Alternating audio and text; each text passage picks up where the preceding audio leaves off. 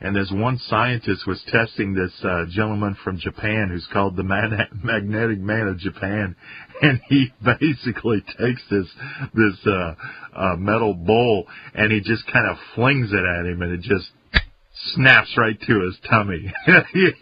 I watched that about 6 times. I thought it was the funniest thing I've seen all day.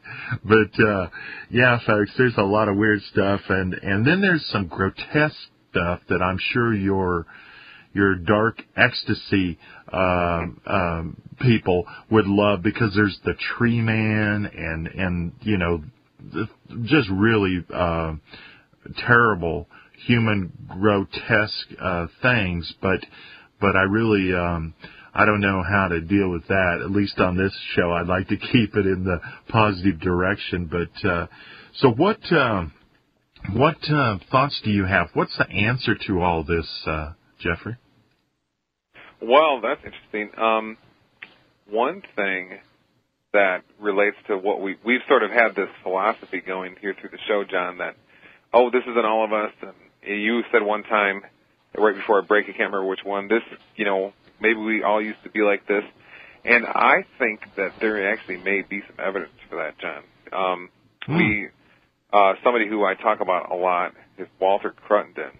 Great guy, really nice guy. One of the best books I've ever read is Lost Star of Myth and Time, which is not really about Planet X, but a sort of, a variation of the Planet X theory. But it's a hardcore empirical scientific book that it should be a college textbook everywhere, but of course it won't be, because it doesn't brainwash.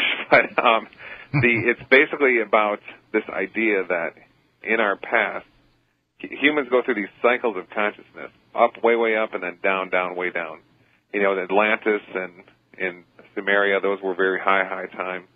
Whatever time the Old Testament was writing about, humans intermingling with angels, and then the Vedas, humans intermingling with the gods. So a lot of those stories run parallel in those two traditions. And humans had all this prophetic, really clairvoyant ability and all kinds of supernatural abilities, which our scientists just say, that doesn't exist today. So there's a whole bunch, and then you find out our religions actually are the more accurate account by light years of reality compared to this fraud called academic science or big money science. And so then you start to wonder, okay, who's right here? And then let me tell you something here. There's a little thing called the God helmet. And I've brought this up on radio before, and some people have told me that they bought one, and I'm waiting to hear. Chris in Australia, if you're listening, give me a report. I'm really wondering if what happened. But it basically does this. It's a helmet invented by a professor named Persinger up at some Ontario University, which slightly changes the magnetic field of your temporal lobe, the one on the side of your head and on each side, and it leads to all kinds of absolutely unbelievable spiritual experiences. Some writers I respect more than anybody almost have done this, met Persinger and did it, and they said the most profound spiritual experiences I ever had were in, when I was in the God helmet, or however they want to put it.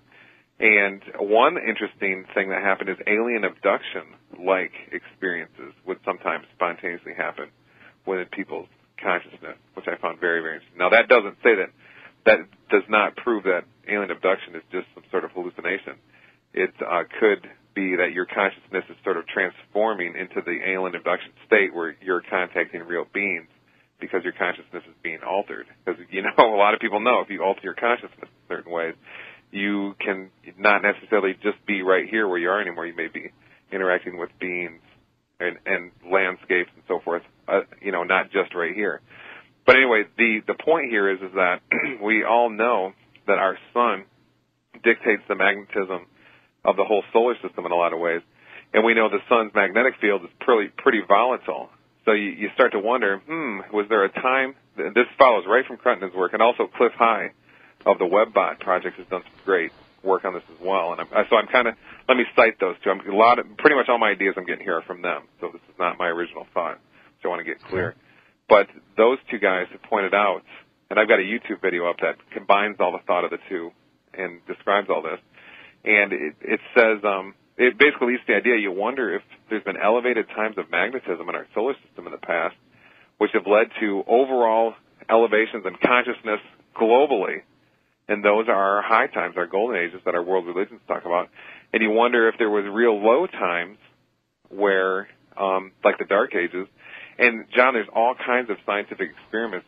I just thought of another one, Valerie Hunt, which Cruttenden writes all about in Lost Star, Myth and Time, where, they would change the magnetic fields of a person's whole body. Put them in a little chamber and increase the magnetism and then decrease it. When you increase it, people have spontaneous religious experiences. Their intelligence goes way, way up on tests. They feel great. You lower it to real, real low. That people feel violent. They sit there and cry. They can't get up. They don't know why. They feel lost, despiritualized, and their intelligence goes way, way down. I mean, we're talking, you put some of this stuff together as Cruttenden, Cliff High. I mean, I think I'm the one who's put Cruttenden and Cliff High together to get to some further ideas here, but really, let's give the credit to those two. You take some of their work, and you get to a pretty interesting theory. Notice I said theory, not fact, about what could be going on here with humans. It could just be that we're sort of an in-between time between super high and super low states, which is all dictated by, well, astrology, really, what's going on with the solar system. So, I mean, I'm kind of flying through some pretty intense stuff, but the ramifications of it, if this is just partially right, this changes everything about what a lot of people have thought about our world and humans in it. Yes, I have heard that God helmet deal. It was the God part of the mind, right, or the brain, of where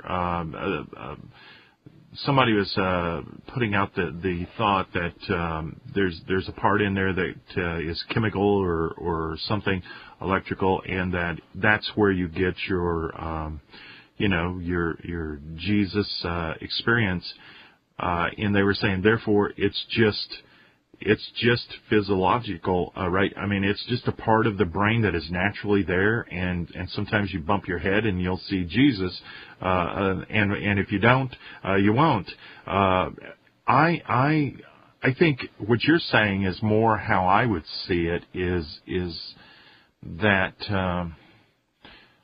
it allows us to see beyond the veil. This electromagnetic influx that comes and goes throughout history, and also, I guess, that's in that helmet. It doesn't mean that it's all fraudulent. It just is going to help us perceive at will, maybe. I wonder, have you come across anything, Jeffrey, that says that we are getting close to going up, or that we're destined to do something like that?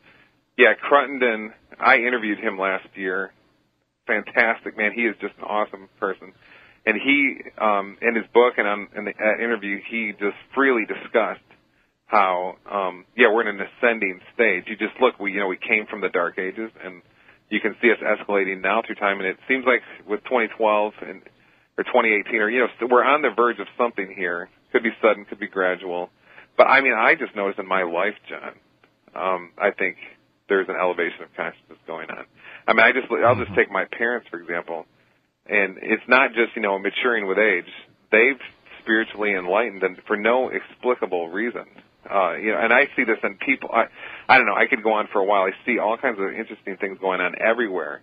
And so let me answer your question, though. Cruttenden, holds that we're, for a whole sort of reasons, we're in an ascending scale. And then Cliff High has a lot of work that he's done with, apparently we're ready for a magnetic burst in the sun, which would correlate directly with with Cruttenden ascending, with more magnetism we ascend more. Now, Dean Radin also has done some, and actually Rentz interviewed him on this very topic several years ago. Great interview, if you can find it on the internet somewhere. But he has a lot to say on this as well, and he gets real specific about it. If the Milky Way is overhead, your psychic ability goes to some level, and if the Milky Way is not overhead, your psychic ability goes to some other level. I mean, he gets really specific about it. And then also that guy, Maurice Cotterell, he writes a lot about the minds in 2012. He gets extremely specific about it. So this is a whole science just brewing. Yes. Which is basically taking off, the real scientists are always the amateurs, like me and you, John, and a lot of the listeners and stuff. And let's just go forward and figure this out. Yeah, absolutely. You know, if the Milky Way has influence on it, then imagine